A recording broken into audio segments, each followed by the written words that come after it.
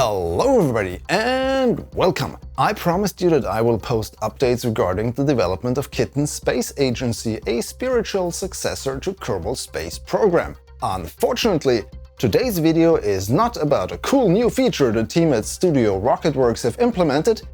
It is about a threat to their livelihood. While KSA is being developed on Brutal, a framework they have developed themselves, a couple of games by Rocketwerkz are developed in Unity, the same engine that KSP originally was made with. Unity, the publicly traded company behind the engine, is currently putting pressure on Rocketwerkz for a supposed license violation. A lot of the details around this are eyebrow-raising, so let's break it down.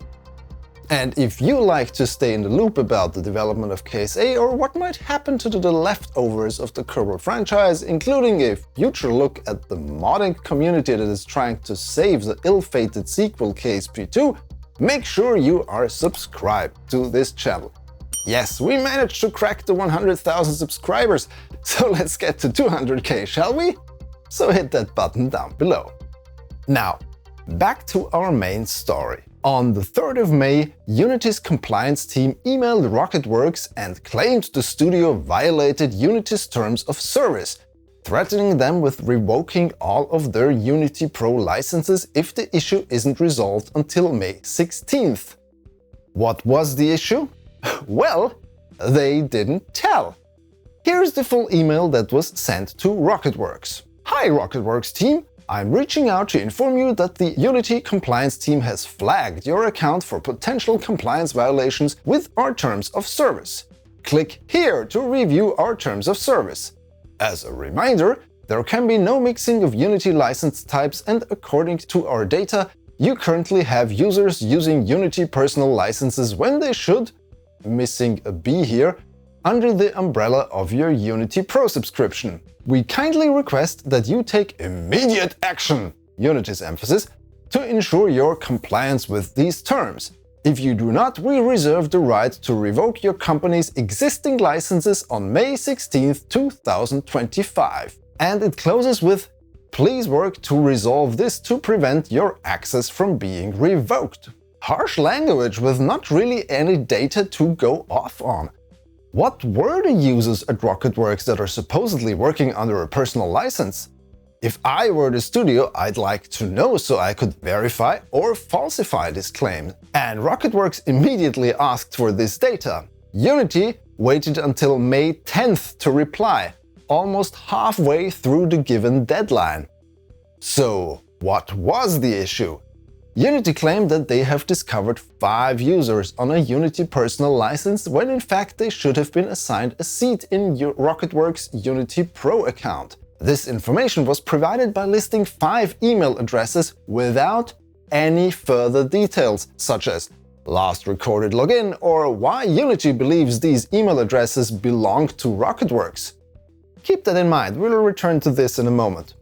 First, a quick primer on how Unity licensing works.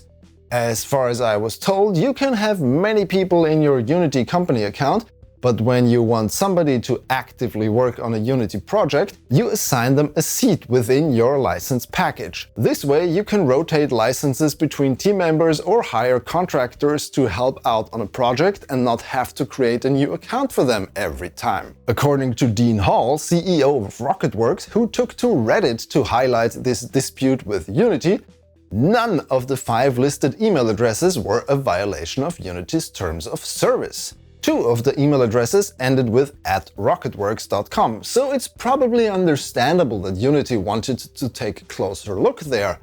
However, one of them had been using Unity in their free time for personal projects completely outside of Rocketwerkz, which is why they were using a Unity personal license. The other belongs to a contractor who had worked for Rocketwerkz in the past but isn't assigned a seat at the moment. Then there's a personal email address of a Rocketwerkz employee for whom the studio actually pays a professional license for. So far, 3 out of the 5 instances where, according to Rocketwerkz, no violation took place.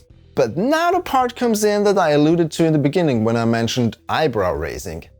Unity listed 2 email addresses with obscured domains of people who are not working at or for Rocketwerkz. Instead, a quick Google search returns that both work at another company in New Zealand. Both that company, as well as Rocketwerkz Accounting, is located in Dunedin. And also, both companies' names start with an R. But that is the only correlation between those 2 names on Unity's list of perceived license violations and Rocketwerkz. This opens a couple of questions. What type of data Unity collects and processes to check for license violations? It makes me wonder whether or not Unity distinguishes between, say, users in the US or the EU or other parts of the world and takes the applicable privacy laws into account. It also begs the questions whether or not somebody at Unity has let loose some AI tool to find potential perpetrators and that AI tool started hallucinating. Another thing, why didn't Unity include the list of users that were supposedly violating their terms of service right from the start? Why keep their customers in the dark for a week despite repeated attempts by Rocketwerkz to get this information from them? I have contacted Unity with all these questions and a request for comment, but have not received an answer until time of recording. When this video comes out, it might be that this dispute is already resolved. While not exactly resolved during production of this video, Larry Ribb, also known as Major Nelson, of former Xbox community fame and now working for Unity, reacted to the thread that Dean Hall posted on Reddit. He claimed that they are trying to work together with Rocketwerkz to get this out of the way. The only update according to Rocketwerkz is that now the lawyers are involved and talking to each other. So my following arguments still stand. But there are a couple of wider issues this highlights. First, for Rocketwerkz. Second, for the game development community as a whole. Rocketwerkz has paid Unity roughly $30,000 in licensing fees per year for the past 10 years. Sure, they might not be the largest customer, but I have first-hand experience with how much larger companies handle licensing issues. Usually it's a "Hey, we think there's an issue, care to explain?" and then a short back and forth until the issue is resolved, resulting either in additional fees being paid or the flag being removed. That Unity immediately threatens a studio with basically taking away their tools is a couple of steps past that. While Kitten Space Agency is being developed with Brutal, their space game Stationeers is made in Unity, and they have an unreleased game called Torpedia, which is about submarines. If Unity decides to unilaterally revoke their licenses at any time, Torpedia is basically dead in the water, and Stationeers will never receive another update. Both of this would cut into Rocketwerkz's finances, which would indirectly influence Case A development. And even if the dispute is set aside now, this threat can come again at any time in the future. Aside from Rocketwerkz, I believe this episode should make independent game developers think harder about what they use to make their games. The Reddit thread Dean Hall opened about this matter gained a lot of attention in the game dev subreddit. One user commented, "You're only as indie as the tools you use." And I think that's a great way to put this matter into perspective. If you can rely on open source software or develop your own tools, you will have more independence than if you hitch your wagon to a commercial provider. Unity is a publicly traded company. Therefore, their main goal is to make money. Capitalism! Without sufficient evidence and faulty data, they have threatened to basically kill 2 games. And this came only to light because Dean is the kind of person who rather causes trouble than quietly complies.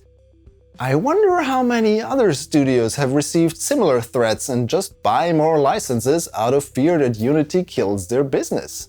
Speaking of Unity, the company, they went public in 2020. Since then, the stock has risen until 2021 and took a sharp decline afterwards. Basically, it's flatlining now. In 2023, Unity tried to change its pricing model, which resulted in a massive backlash from the game developer community. The company backtracked shortly after, but it still left a sour taste in a lot of developers' mouths. And if you look at Unity's financial statements, which are publicly available, you will see that they are operating at a loss and that their revenue in the first quarter of 2025 was lower than the year before. Still, the engine enjoys quite some popularity with developers. This was a bit of a different style of video, but if my way of doing things and analyzing information is to your liking, you can support me further by signing up over on Patreon or becoming a YouTube member. For just a small monthly contribution, you get some perks, videos without ads, and on the higher tiers, early access to videos. Unless it's a time-critical news piece like this. And your name will show up here, together with all these wonderful people. Thank you so much for your support. I hope that this Unity trouble is soon past Rocketwerkz and that they can fully focus on getting Kitten Space Agency out of the door, at least in an early alpha stage. There have been some interesting developments lately and I want to highlight those in a future video. Also, I have a more general question regarding KSA I want to bring to you, so make sure you're here for that. Was Unity acting maliciously? Or merely incompetent when mixing up developers from other companies with Rocketwerkz? Let me know your take down in the comments. If you enjoyed this video, please subscribe to my channel for more and follow me on my social thingies. The links are in the description. Thanks for watching. Goodbye.